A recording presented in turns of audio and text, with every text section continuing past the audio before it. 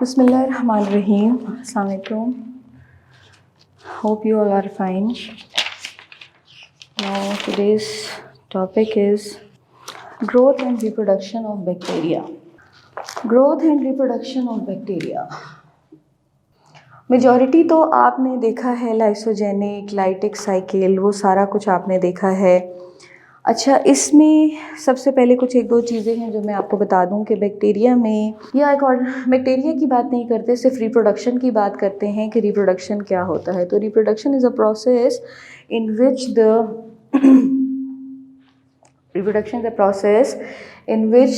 The offsprings are produced after the mating of the male and female, ठीक है, in which parent cells are involved and the offsprings are produced, जिसमें offsprings जो बनते हैं they are the copy of their parents और little bit resemblance with their parents, या तो बिल्कुल कॉपी होते हैं पेरेंट्स की या उनकी रिजेम्बलेंस होती है। तो रिप्रोडक्शन जो होती है, रिप्रोडक्शन जो है that is of two types of reproduction. दो टाइप्स ऑफ रिप्रोडक्शन होती है, एक होती है आपकी सेक्सुअल रिप्रोडक्शन, एक होती है एसेक्सुअल।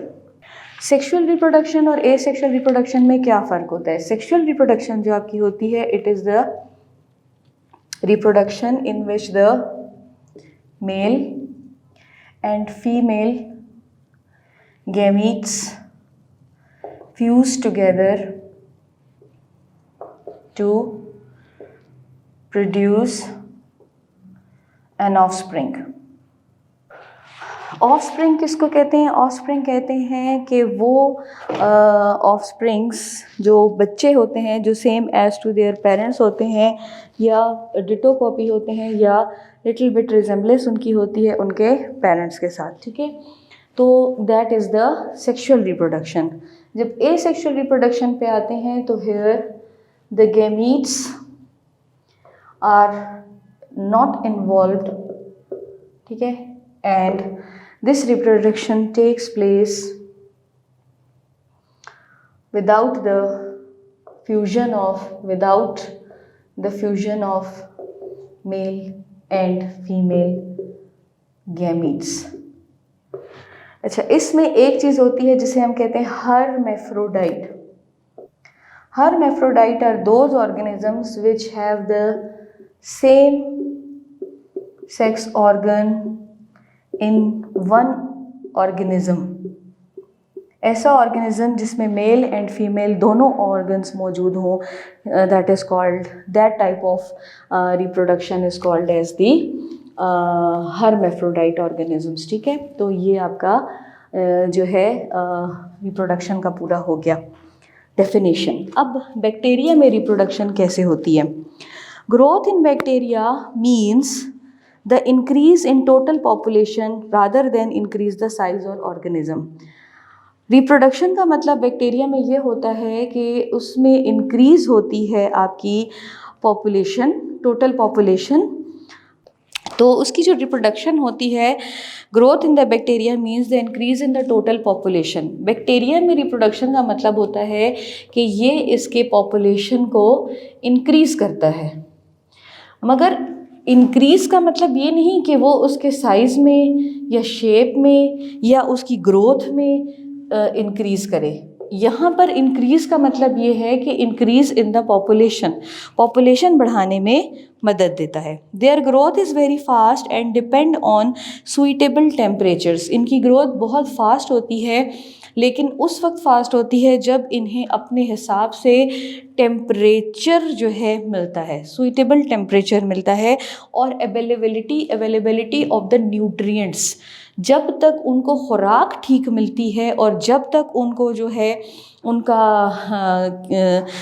न्यूट्रिशंस उनकी सही मिलती हैं, प्लस उनको एक सूटेबल टेम्परेचर मिलता है, तब जाके बैक्टीरियाज जो हैं वो रिप्रोड्यूस करते हैं और अपने रिप्रोडक्शन को लेवल को फास्ट करते हैं। They have the fast reproduction level. PH and ionic concentration, सिर्फ यहाँ पर न्यूट्रिएंट्स की बात नहीं हो रही, न्यूट्रिएंट्स उनको मिलने चाहिए, टेम्परेचर उनको मिलना चाहिए, उनका पीएच स्टेबल होना चाहिए और उनकी जो आयनिक कंसंट्रेशन है वो भी स्टेबल होनी चाहिए। कंसंट्रेशन यानी ये ऐसा माहौल है, अगर ये चीज़ें उनको बिल्कुल कांस्टेंट और मॉडरेट मिलेंगी, जो कि उन्हें अपनी रिप्रोडक्शन के लिए जितनी क्वांटिटी उनकी चाहिए तो दे विल रिप्रोड्यूस फास्टली, तो वो बहुत ज़्यादा फास्टली रिप्रोड्यूस करेंगे। If conditions are favorable, then most bacteria divides every 20 minutes.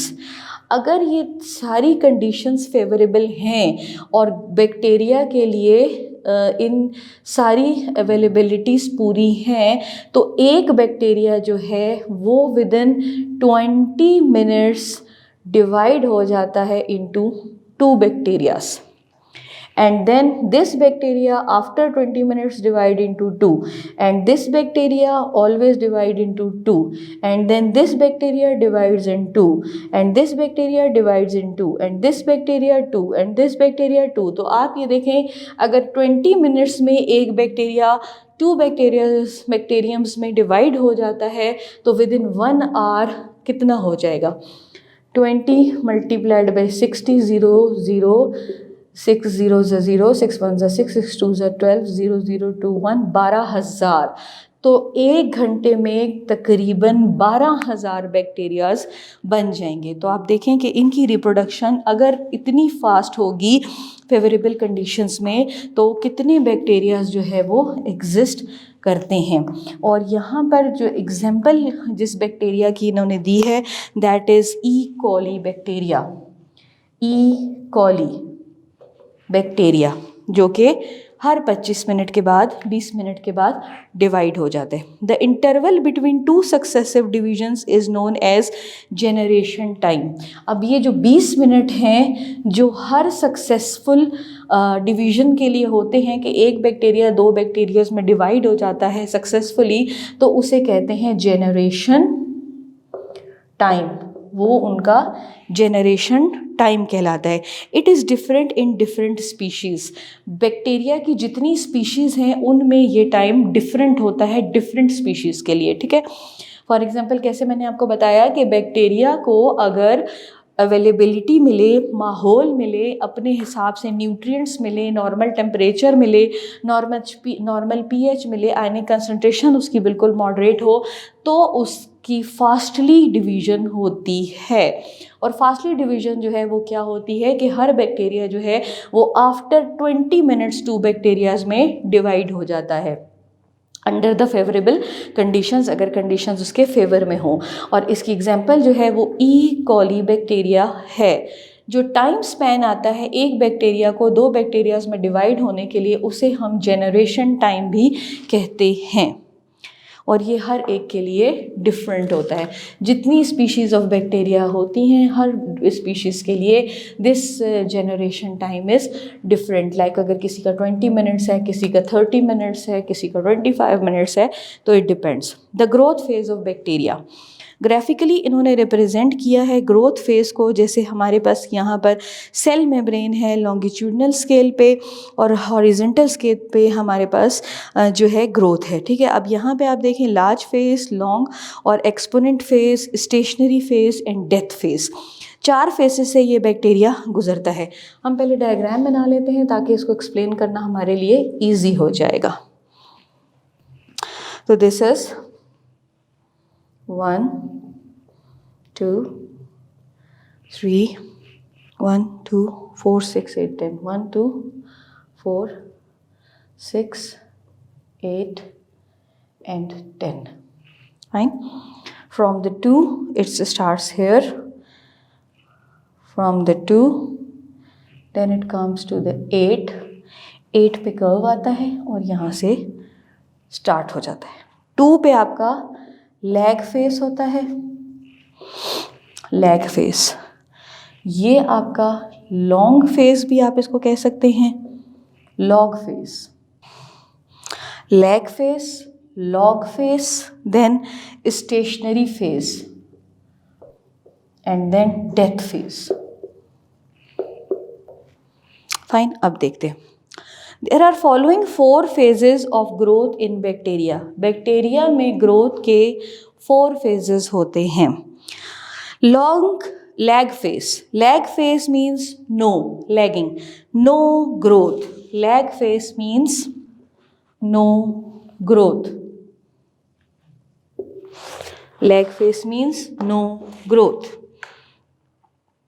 Bacteria prepare themselves for coming division.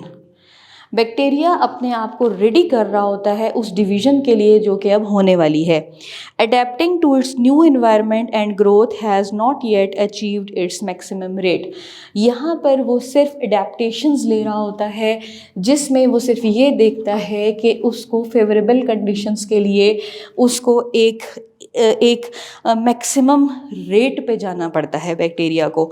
तो यहाँ पर उसकी जो एक एनवायरनमेंट है, सराउंडिंग एनवायरनमेंट, उसके हवाले से वो अपने ग्रोथ रेट को अचीव करने के लिए उन फेवरेबल कंडीशंस के लिए वेट कर रहा होता है, ठीक है, जब तक कि वो उसके मैक्सिमम रेट पे नहीं चले जाते। ये है इसका lag phase. Log face, rapid growth period. Log face को आप कह सकते हैं रैपिड ग्रोथ पीरियड।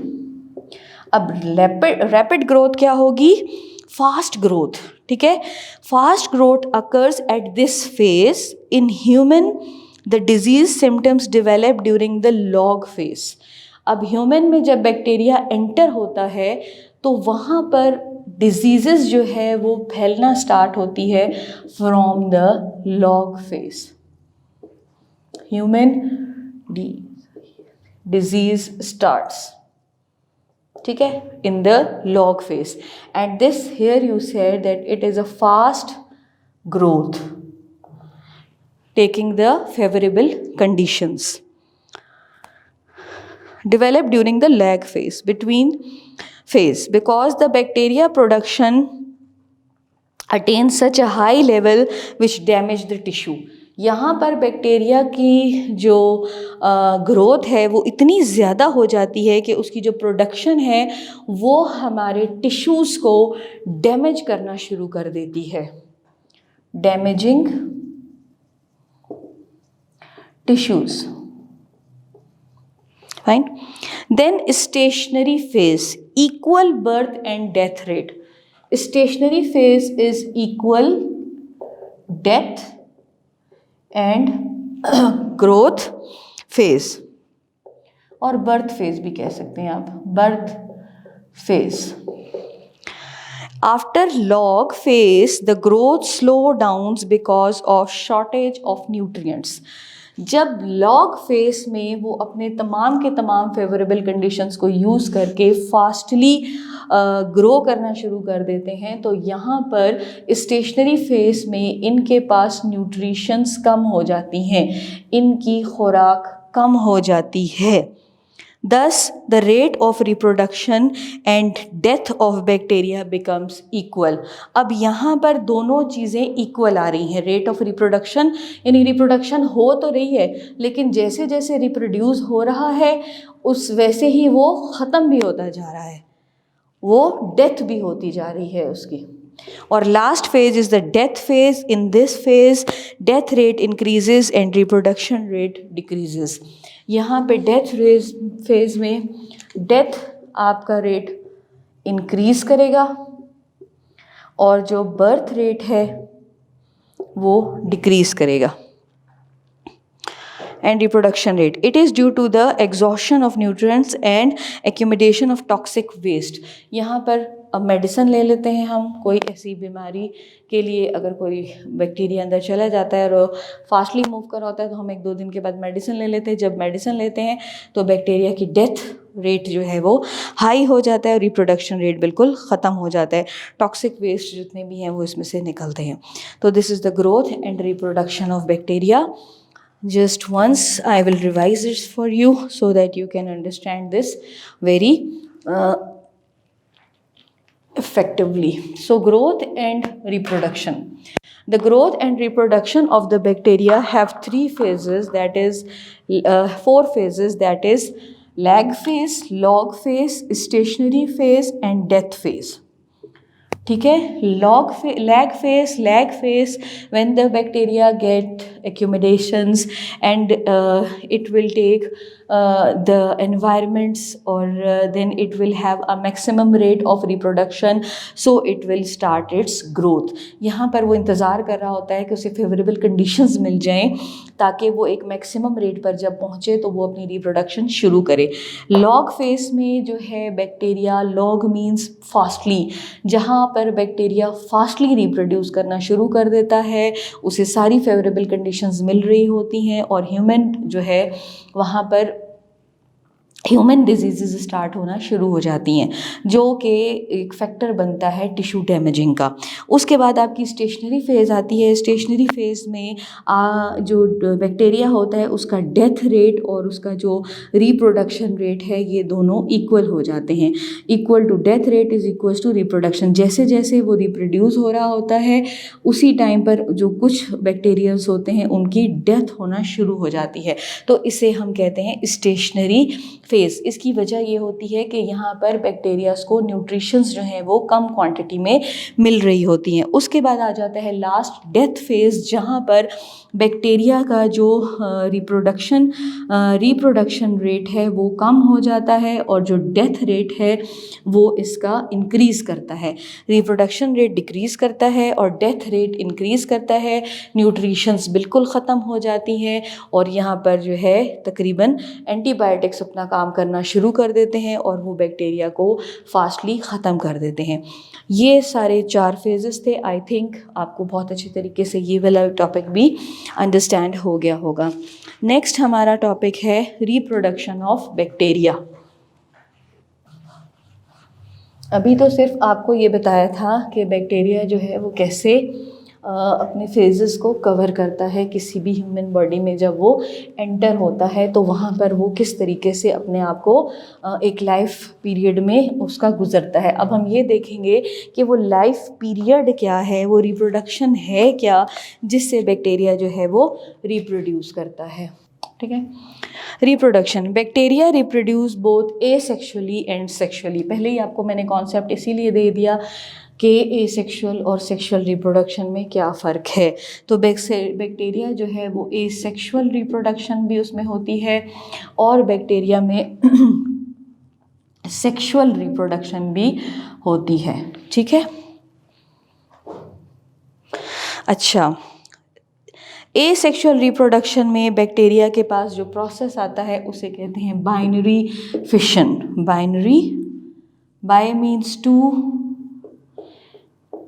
और fission, binary fission. Binary fission ये होता है, जैसे मैंने आपको बताया कि एक बैक्टीरिया जो है वो 2 बैक्टीरियम्स में डिवाइड हो जाता है, इसे कहते हैं binary fission.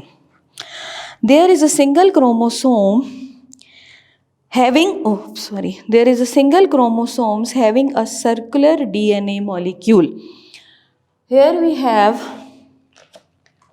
a single chromosome which have a DNA molecule in it.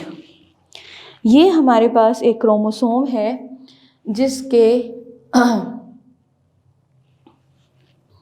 chromosomes which have a DNA, deoxyribonucleic acid in it. First, DNA is replicated and attached to the plasma membrane. ये जो DNA है ये यहाँ पर replicate हो जाएगा। Replication of the DNA एक था, अब वो divide हो गया into 2। Replication of DNA, और वो replicate हो गया and attached to the plasma membrane। DNA थोड़ा सा और आपको सही करके बता देती हूँ ताकि कॉन्सेप्ट आपका क्लियर हो जाए। DNA जो है वो यहाँ पर replicate हो गया है और प्लाज्मा मेम्ब्रेन के साथ अटैच हो चुका है। ठीक है, now the plasma membrane pushes towards the center of the cell। अब ये प्लाज्मा मेम्ब्रेन जो है ये यहाँ से सेंटर ऑफ द सेल से होना शुरू हो जाती है, like this, fine, this DNA and this DNA. The plasma membrane pushes towards the center, towards the center. First आपका DNA जो है वो आपका प्रेजेंट है, क्रोमोसोम में 1 DNA है। ये DNA सेकेंड स्टेप में रेप्लिकेट हो जाता है into 2 DNAs and it third step में और अटैच हो जाता है प्लाज्मा मेम्ब्रेन से। और थर्ड स्टेप में जो इसकी सेंट्रल वॉल है जिसे हम कहते हैं प्लाज्मा मेम्ब्रेन वॉल, तो वो पुश होने लगती है towards the centre, move towards their respective sides. The plasma membrane pushes towards this. The cell wall grows inward to separate both daughter cells from each. Thus, 2 daughter bacteriums are formed. अब जो इसकी cell wall है ये जो इसकी cell wall है ये बिल्कुल डिवाइड होना शुरू हो जाती है into 2, फाइन, into 2, और प्लाज्मा मेम्ब्रेन के साथ वो 2 उसमें कन्वर्ट हो जाते हैं and form to the 2 daughter cell. In most bacteria it takes 20 minutes if the conditions are favorable. और यहाँ पर फिर वो बैक्टीरिया जो था वो 2 बैक्टीरियम्स में डिवाइड हो जाता है, डॉटर सेल, ठीक है। ये था आपका रिप्रोडक्शन जो कि एसेक्सुअल रिप्रोडक्शन था और बाइनरी फिशन से था। तो in the bacteria, the asexual reproduction takes place by the process of binary fission. Binary means division of 2 cells. Now the chromosome having a DNA exists, and in the first step the chromosomes have the cell wall also. So the DNA replicates in the second step and it attaches to the plasma membrane. In the third step the cell wall or plasma membrane inverted inwards and it pushes the chromosome inwards, and then in the last step the DNA replicates into 2 daughter cells and the binary fission is now completed. ये आपका पूरा था। Sexual reproduction में reproduction कैसे होती है, I will try my level best कि आपको चीज़ों का कॉन्सेप्ट क्लियर हो जाए। और जो है इसीलिए मैं उर्दू इंग्लिश दोनों में एक्सप्लेन कर देती हूँ कि एक दफ़ा आपको कोई कॉन्सेप्ट जो है वो आपका क्लियर हो जाए। सेक्शुअल रिप्रोडक्शन पे आ जाते हैं हम। Sexual reproduction, bacteria lack traditional sexual reproduction gametogenesis. अब बैक्टीरिया में जो एक ट्रेडिशनल है जिसमें मेल और फीमेल फ्यूज़ करके रिप्रोड्यूस करते हैं, उस किस्म की यहाँ पर रिप्रोडक्शन सेक्शुअली भी नहीं हो रही। यहाँ पर जैसे however bacteria exhibit genetic recombination, that is cell do not fuse, only pieces of DNA or plasmids of donor cell is inserted in the replicant cell. इतनी सी बात को अगर आप अच्छी तरह समझ गए तो ये आपको बहुत अच्छे तरीके से समझ आएगा कि बैक्टीरिया जो है यहाँ पर जेनेटिक रिकम्बिनेशन करता है, जेनेटिकली रिकम्बिनेशन करता है। इसमें क्या होता है कि यहाँ पर बैक्टीरिया 2 आपस में फ्यूज़ नहीं होते।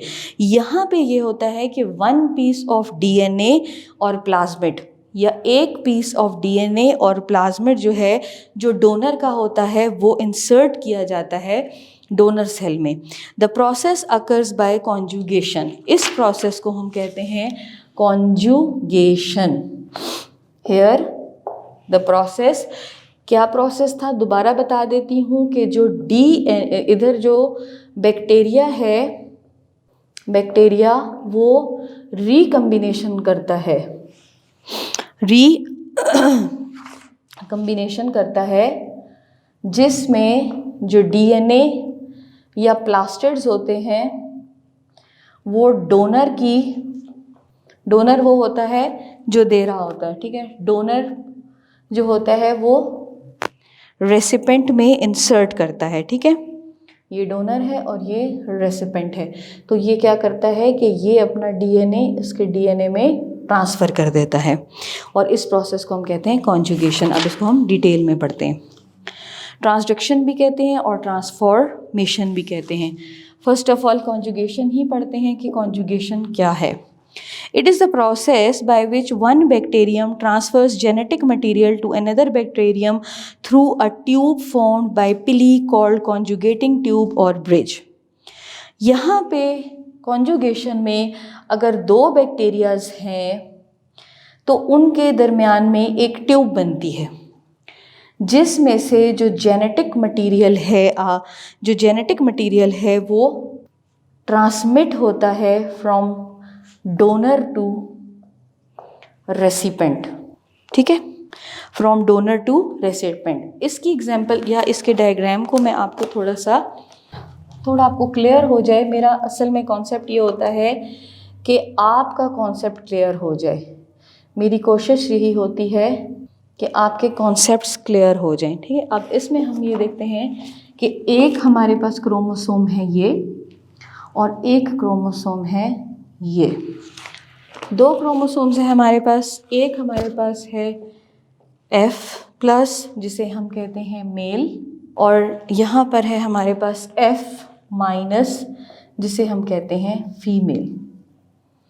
Mail and female. अब यहाँ पे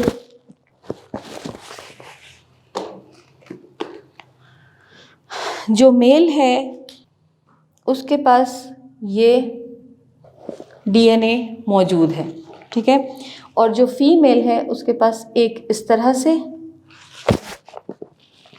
और एक इस तरह से दो DNAs, या आप ये कह सकते हो कि उसके पास जो हेरिडिटी मटेरियल है वो इस शक्ल में है, ठीक है। अब क्या होता है, नेक्स्ट स्टेप में यहाँ पे हो जाएगी कॉन्जुगेशन। इसमें ये मेल और फीमेल के दरमियान यहाँ एक ट्यूब बन जाएगी, कॉन्जुगेटिंग ट्यूब भी उसको कहते हैं, जिसमें इसका ग्रीन DNA ऐसा सेपरेट हो जाएगा और इसका ग्रीन DNA भी ऐसे सेपरेट हो जाएगा, और ये रेड वाला जो है ये फ्यूजन करेगा। रेड DNA जो है ये फ्यूज़ हो जाएगा। स्टेप 1 से करते हैं। The process of conjugating may be explained in the following steps. अच्छा, इसमें डोनर और रेसिपेंट का मैंने आपको बता दिया कि जो बैक्टीरिया जो है, bacterium that gives the DNA it is donor और that takes the DNA it a recipient, ठीक है। एक डोनर है और एक रेसिपेंट है। The process of conjugation be explained in following steps. Number 1, the donor cell produces the pilus, which is a structure that projects out of the cell and begin contact with the recipient. वो pilus जो है, जो एक bacterium के अंदर genetic material है, वो red वाला ये जो है, it is a pilus. ये जो है ये क्या करता है कि ये प्रोजेक्ट टू द बिंग और contact with the recipient cell, ये रेसिपेंट सेल के अंदर जाता है। The pilus enables direct contact between the donor and recipient cell. अभी पिलिस जो है ये डोनर और रेसिपेंट सेल दोनों के दरम्यान में एक डायरेक्ट कॉन्टैक्ट बनाता है। The donor plasmid consist of double standard DNA। Donor के पास डबल स्टैंडर्ड DNA होते हैं of both enzymes picks towards DNA stands from donor plasmid and this stand is transfer to the replicant cell, और यही transfer पूरा हो जाता है टू द रेप्लिकेशन सेल्स। और फिर लास्ट में ये होता है कि ये इससे डिवाइड हो जाता है and a new bacterium is formed with the new DNA, ठीक है। In the last step the donor cell and the recipient cell both containing single standard DNA replicates this DNA and thus the end forming double standard DNA, और end में फिर एक double standard DNA जो है वो form हो जाता है। बिल्कुल सिंपल सा ही है, इसमें कोई ऐसा सच मुश्किल बात नहीं है कि कोई ऐसा आपको समझ नहीं आएगा। एक फीमेल है, एक मेल है, इसके पास DNA है, इसके पास DNA और साथ ही इसके पास जो है वो जेनेटिक मटेरियल है वो आ रहा है, और वो दोनों के दरमियान में जो कॉन्जुगेटिंग ट्यूब है उसमें पिलिस जो है वो उसमें आके यहाँ पर डोनर के साथ मिल रहा है, और डोनर के साथ मिलने के बाद रेसिपेंट के साथ मिलने के बाद वो दोनों आपस में सेपरेट हो रहे हैं। तो ये था प्रोसेस आपका कॉन्जुगेटिंग को आप पेयरिंग भी कह सकते हैं। Conjugating is also called as the pairing. Fine. Next is the transduction. In this type of sexual reproduction in which a piece of DNA can be transferred from one bacterial to the other bacteria by a third organism. अब यहाँ पे क्या होता है, third party involve है mail and female में, ठीक है. अब क्या है, वो थर्ड पार्टी आपकी कोई भी वायरस हो सकता है जो इसका डीएनए लेता है, यहाँ से न्यू वायरस बनता है और ये वायरस जाके अटैक करेगा इस डीएनए पे और इसका डीएनए ट्रांसफ़र कर देगा यहाँ. ट्रांसडिक्शन, थर्ड पर्सन या third party is involved by the third organism. The process of transdiction was discovered by Norton Zinder and Josno Lendenberg in 1952 while studying in the genetic recombination in Salmonella. Salmonella में जब ये genetic recombination देख रहे थे, वहाँ पर इन्होंने ये process देखा transdiction का. In general transdiction, any of the genes from the host cell may be involved in the process. In special transdiction, however, only a few specific genes are introduced. इसमें कुछ एक genes जो है वो introduce होती हैं, बाकी सारा वही आपको स्टेप वाइज यहाँ पर भी बता दिया है कि थर्ड पार्टी आई है, उसने डीएनए लिया है और उसने जाके दूसरे पर अटैक किया है और वो अपना डीएनए सारा उसके अंदर ट्रांसड्यूस कर दिया है, ठीक है. ट्रांसफॉर्मेशन इसका लास्ट है ट्रांसडिक्शन के बाद. In the absorption of DNA from a solution into a bacterium cell, it is the absorption of DNA. DNA absorption है, किसी भी बैक्टीरियम सेल से डीएनए एब्जॉर्ब हो जाता है, ठीक है. ट्रांसफॉर्मेशन इन डीएनए, अब आगे बता रहे हैं आपको, these cells are called transformed cell. इन सेल्स को हम कहते हैं ट्रांसफॉर्म्ड सेल्स.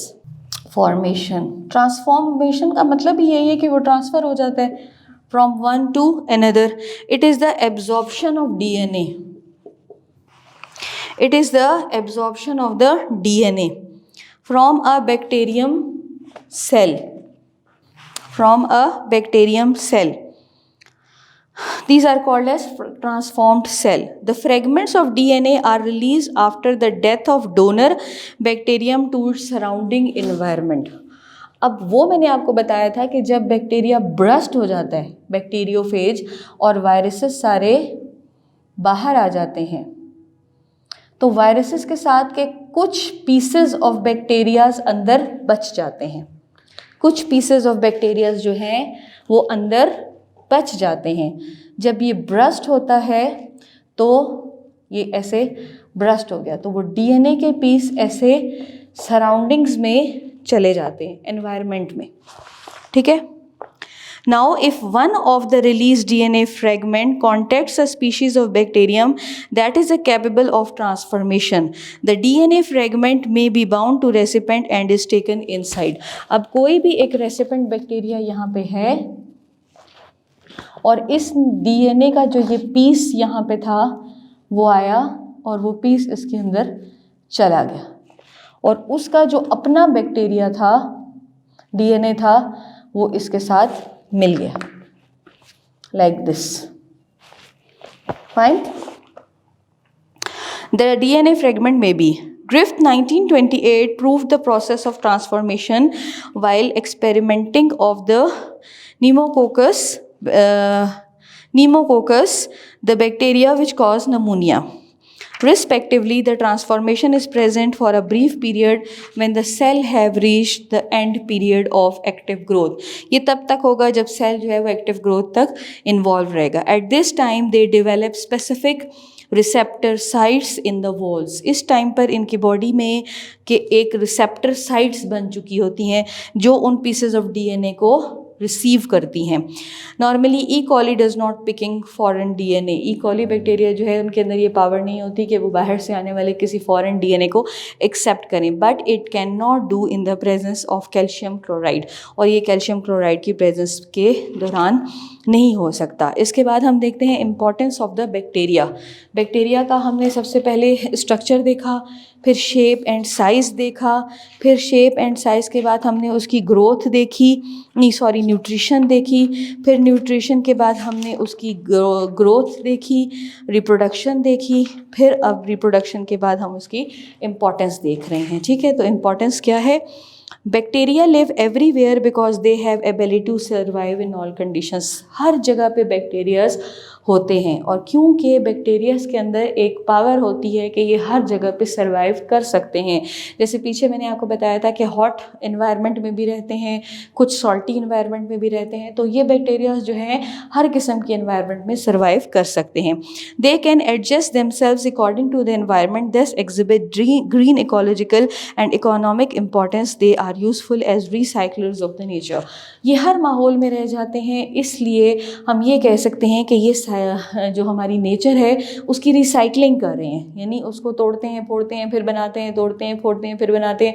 अब जैसे फॉर एग्जांपल कोई ऑर्गेनिज्म डेड हो गया, कोई ह्यूमन डेड हो गया, तो उसकी बॉडी को स्पोरोफाइट्स जो हैं, जो कि आपके ये डिकम्पोजर्स हैं, ये उसको जो है डिकम्पोज कर देते हैं। यानी हर जगह पर बैक्टीरियाज अपना एक फंक्शन परफॉर्म कर रहे हैं और रिसाइकलिंग जो है वो इनकी कंटिन्यूस है। Many bacteria involve in the steps of nutrition cycle, example carbon cycle controlled by bacteria because of decomposition of remain of dead organisms, denitrifying bacteria play role in the denitrification. तो मैंने अभी आपको यही बताया कि जो decomposers होते हैं वो यही काम करते हैं बैक्टीरियाज के, जो ऑर्गेनिजम्स डेड हो जाते हैं उनकी बॉडी को ख़त्म करने की कोशिश करते हैं, यानी रिसाइकलिंग में एक बहुत स्पेशल रोल प्ले कर रहे हैं। The genus Rhizobium live in root nodules of legume plants, converts nitrogen into nitrates। ये जो है ये जीन्स है राइजोबियम, ये क्या करते हैं, ये आपके जितने भी प्लांट्स हैं, प्लांट्स लिगमेंट्स को ये न्यूट्रिशंस फराम करते हैं और नाइट्रोजन्स उनको देके तो ये नाइट्रेट्स बनाते हैं उनके साथ। और कुछ बैक्टीरियाज, मैंने जैसे आपको पहले ये बात बताई कि ये न्यूट्रिशन साइकिल्स में, जैसे कार्बन साइकिल है, ये सारे साइकिल्स चल रहे हैं, तो उसमें भी बैक्टीरिया जो है वो डिकम्पोजर्स भी काम करते हैं। इन bacteria, if bacteria were not present in the universe, the carbon dioxide from the atmosphere would be diminished।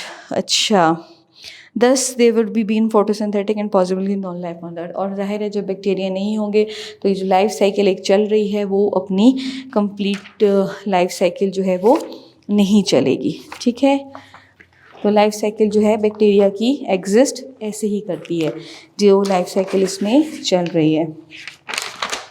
Come to the structure and shape and size of the bacteria, nutrition in the bacteria, reproduction, growth, importance, and this one। ठीक है, so we have completed our topic। inshallah in the next topic we will start with the ecological importance of the bacteria। thank you।